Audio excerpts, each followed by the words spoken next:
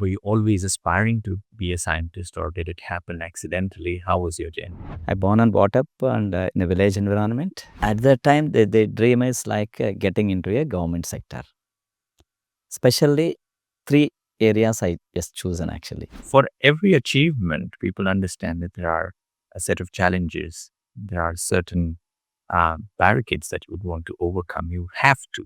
Definitely, challenges will come across. We have to face.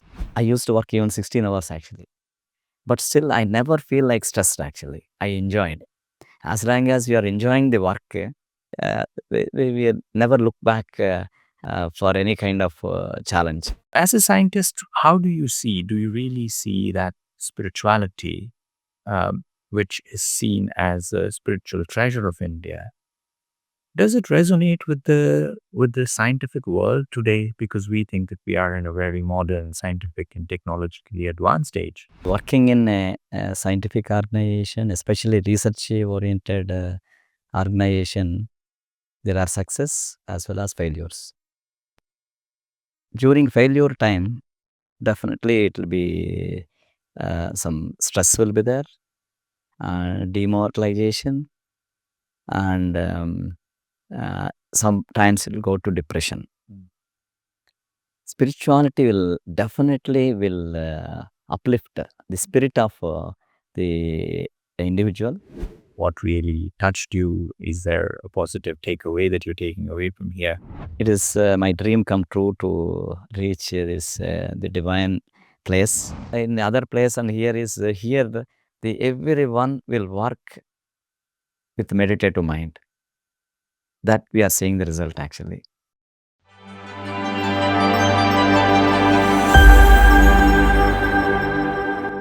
Hello and welcome to Mindful Moments. When we talk about mindful moments, what does come to our mind? We often have moments which have striked upon as brilliant moments in our mind. These moments could be meeting great people, people who have achieved great heights, and also people who have done a great deal for society, for the country, and for the world. We all look forward to meeting such kind of people. Today, we bring you one such personality. Today, in the studio, we have Shri Sambhu Prasad ji. He's a scientist working for the Indian Space Research Organization, ISRO. As a scientist, he has joined ISRO since 1995. And over the period of time, India's journey into space technology, he has seen it from up and close. Today, in conversation with him, we would like to explore his moments of sparkle and brightness, and also understanding his journey, how his life has been through. So let us begin our conversation with Shri Sambhu Prasad ji. Sir, welcome to the show. Thank you. When we meet people who have achieved something in life, or people who have given a great amount of time to the service of nature or to the service of people or to society, people often wonder, how did they turn out to be people who they are today? And you being the scientist, many people, especially children, youngsters, would look forward to becoming a scientist one day. And this is one of the common things that children often say in conversations when they say, what would you want to become when you grow up? People, at least the young ones, would say they will want to become policeman, an army officer, a scientist, or a doctor. These are few things that come up very frequently. And yet we know very few people turn out to become scientists in the later part of their life. How was it for you? How was your journey? Were you always aspiring to be a scientist, or did it happen accidentally? How was your journey? I started a journey in a government school, and my father is uh, a clerk in a panchayati in a village.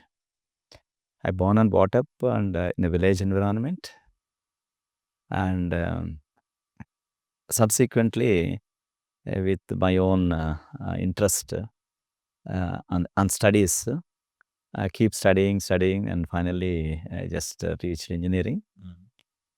At that time, the dream is like getting into a government sector. Especially 3 areas I just chosen actually. The Department of Atomic, uh, Defense Organization, or Space. Unfortunately, I have been into space, and I'm lucky that today still I'm continuing, and I'm proud because many of my peers, seniors, and many people resign and then just transform into other sectors like especially IT sector. During those days, especially in the Y2K time, a lot of recession happened actually. The many scientists resigned and then moved to the abroad, and they are now citizens of the Western countries. But still, I feel like a lot of opportunities come to me also. But still, I always like the institutions like ISRO, DRDO, and they are of national importance. And even today, I'm really enjoying my profession. Like you said, it is also a dream come true for many people to work for ISRO, which is one of the premier space organizations in the world. And of course, being India's space agency, it also brings a sense of pride of working for the nation. Many people would want to do something like this. But on the journey to coming to this space, like you mentioned, you come from a village, and for you to come this far, I believe this has taken a great amount of time as well, and a lot of hard work and dedication that has gone into it. Many people would think that, yes, I would also want to become a scientist. But for every achievement, people understand that there are a set of challenges. There are certain barricades that you would want to overcome. You have to. And any person who has achieved anything in life would certainly have to go through a great amount of his or her own set of challenges and struggles. How did that happen to you? Was it an easy thing for you? And when the challenges came to you, how did you respond to them? Because many times people, especially youngsters today, um, would think that life should become easy for us, but they are not really prepared for the challenges or the other situations which we are not really looking forward to. Yeah. Uh, Sri, you asked the right question for any a person who is working in a scientific organization. Definitely, challenges will come across. We have to face. And for me, in my journey, just like that, I am not entered into the ISRO. After completing my undergraduation in engineering, I worked in a college for about 2.5 years. I love teaching actually, and almost the 3 academic years, I taught a few interesting subjects, and then subsequently, with that experience, my aim is to enter into government sector, keep writing the exams, and then finally I just entered into the space. Then it's not that easy to continue also actually. The many of the government organization, if you enter, it will be cakewalk through. Subsequent entire life is settled like that. But here, every work, every day is crucial and challenging. And the subsequent promotions also, it's not that easy actually. We have to work hard and we have to perform. Then only you can go through into the promotional interviews. On work point of view, for me, the most challenging the thing was, as I told in the beginning, many of my seniors and my peers have resigned and then moved into the IT sector actually. The entire load has come to me. It's really challenging task, and because the ISRO, in general, any government organization, the recruitment will take some time. During that gap, I really struggled and challenging in time for me. But always for me, I like challenges actually, because during that time only you will work more, and then the innovation will come into the picture actually. When many people are doing, okay, our part only will be focusing. When we are looking at the overall perspective, the further the work and other things will expand. And then I used to work even 16 hours actually, but still I never feel like stressed actually. I enjoyed. As long as you are enjoying the work, we never look back for any kind of challenge. Otherwise, it will be stressed. So that's all from for this question. Definitely, the working in a scientific organization is a very challenging task. Definitely, I understand. Because when we mention ISRO, India today stands as one of the premier countries to have done remarkable work in terms of space research, in terms of the satellites that we have launched.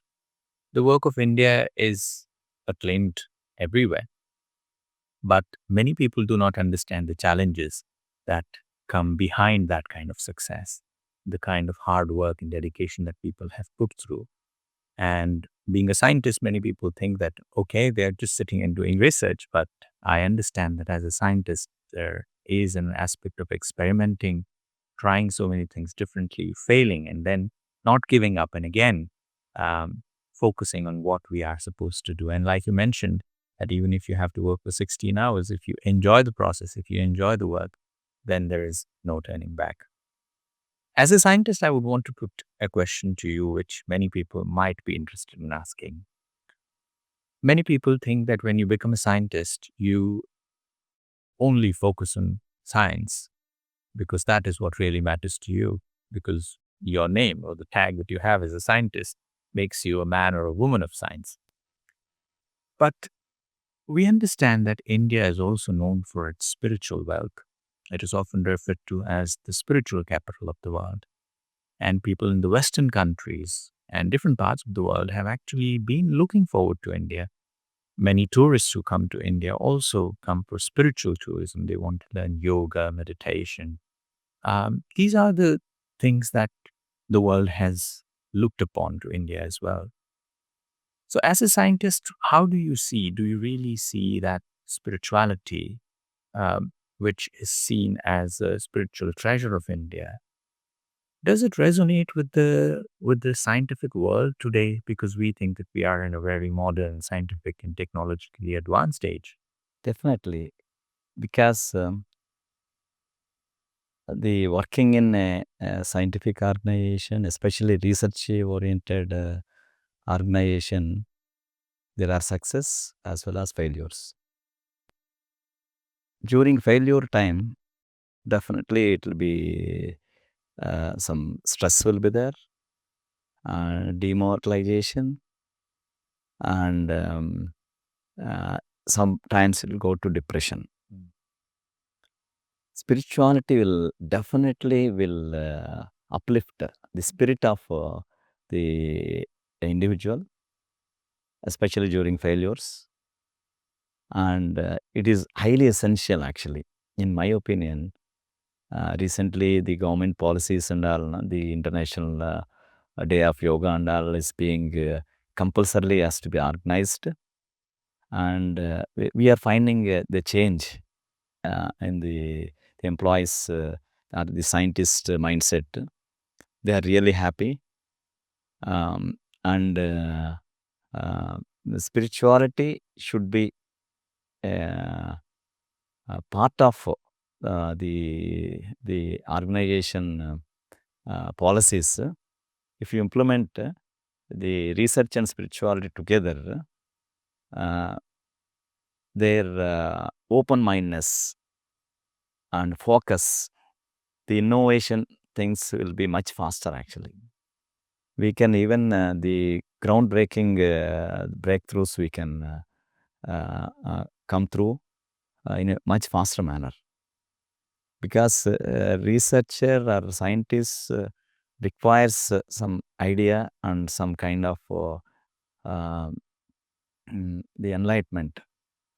So even though whatever you study or practical, whatever you do, if the mind is like with the meditative mind, and the ideas will be different, and even failure happens also, we will not feel like, yes, we did our job, and then maybe one more attempt we will do it with the higher spirit. So in my opinion, spirituality will help the research organizations, especially the scientist community, in a much better way for innovation, and the faster mode of the implementation, because sometimes the other countries will be advancing, and if you want to go in a fast track mode, and if you just do some kind of little bit of meditation during working environment, and in the breaks, it will really improve the organization productivity, and by improving the efficiency of each and individual. So especially during my journey in last the couple of days here, I heard, I don't remember exactly, every hour 1 minute if you meditate, next 1 hour will be further like improve your efficiency, and your mind will be active and healthy.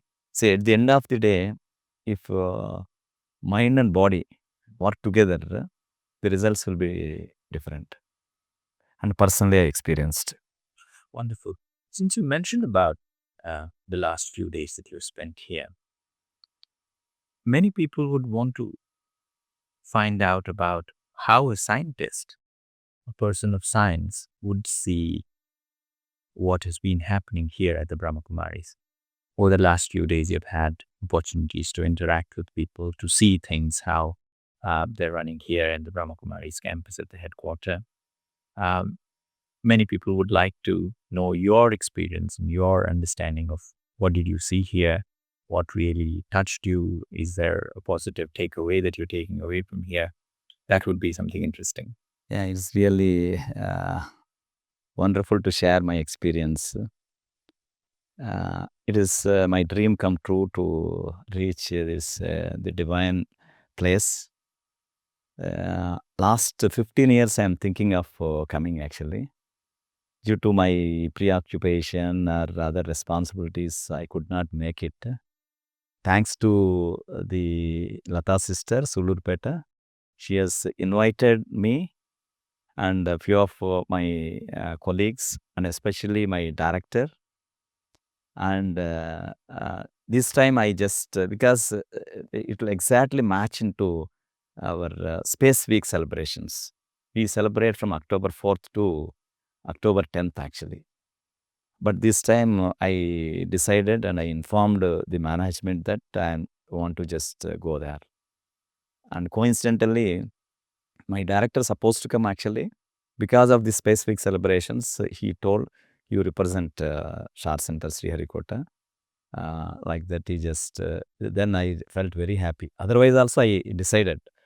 So, and after entering into this divine place, it is really, really, I'm a bit away from, I don't want to go from this place actually. And the starting from the hospitality, wonderful, the each and every, the person, there is no anger, there is no tension, stress-free environment, and things are going seamlessly. And clean and green, we are telling everywhere, it is a clean environment, and I'm not finding like instructing people and all. Because in SHAR Center, if you, it's a very vast island actually. A lot of public health workers will be working, and then the lot of supervisors behind them to work actually. See, problem in the other place and here is here the everyone will work with meditative mind. that we are seeing the result actually. And the other place we went, Gyan Sarovar, is wonderful. Each and every place, if you just go, I want to spend at least a few, not even days, even few months here actually, to recharge myself and go there. And especially the sessions are well organized, and every session is unique. And especially the importance of meditation. And I'm just seeing actually the calmness. The entire thing is a temple environment actually, as if like we are staying in a temple. And everything, things are happening seamlessly, and food is sattvic food, which I really enjoyed. Apart from my scientific research work, and I used to take care of the food for entire around 5,000 people. I'm managing. That is another activity assigned to me, and I've taken a lot of inputs from here. And the food is wonderful, and the hospitality, and I really cherish these moments and this experience forever actually in my life. And especially the takeaways, if you just look at the meditation, we will talk to the management, and we want to just ensure that that course has to be at least all employees to undergo this course. And a few spells we will identify, either lunch breaks or at the morning and evening. So we want to take sessions from the sisters, Brahma Kumari sisters, and then we will implement this, especially meditation, so that the organization really the productivity will be improved, plus the health of the individual, the good, the both physically and mentally. Then the happy mood, if you are doing things, then results will be wonderful actually. This is my takeaway actually. I am going to inform my management, and we are going to surely implement this. Wonderful. That is quite a handful of things that you have observed certain things, and I think as scientists, many people would expect that, because you do not just see things on the surface, but you would see where does it come from and what could be taken away from here, and what is the truth behind it, what is the underlying significance of all of those things. And just before I let you go, I would ask one final thing for you. There are friends who are watching you on the TV, the younger audience also, children and youth. Is there a message that for many people it would be um, a dream come true to become a scientist, or to do something, or working for ISRO, or to work for a space agency, or for working as a person of science in their life, is what many people would aspire to be. To all of those people and to other people as well, is there a message that you would like to share? Yeah, uh, there is a lot more to explore in this space, and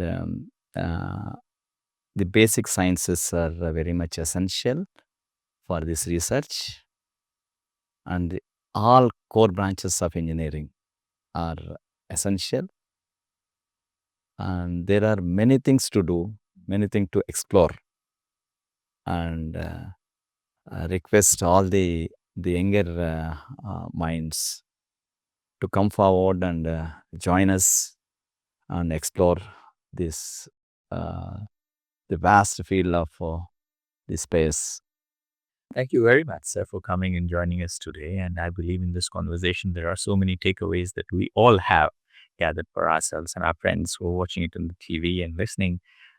They would also have many things that they have taken for themselves.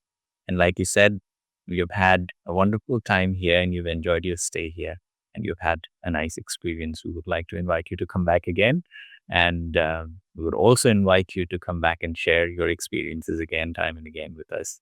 Thank you so much for taking time out and coming here on the show. Thank you. Thank you, Sri. Friends, that was today's conversation. And when we listen to people of science talking about spirituality, what do we feel? Today, we understand that science is not very different. The spiritual truths of time, of nature, of exploring oneself are also relative to each other. as scientists would not take something for the face value of it. They would want to research, they would want to experiment, they would want to go deep. Spirituality also teaches you the same. And the benefits of meditation, improving efficiency and productivity. It is also something that helps everyone, no matter which field of work you are in. That's all for today. I'll see you again. Until then, take care.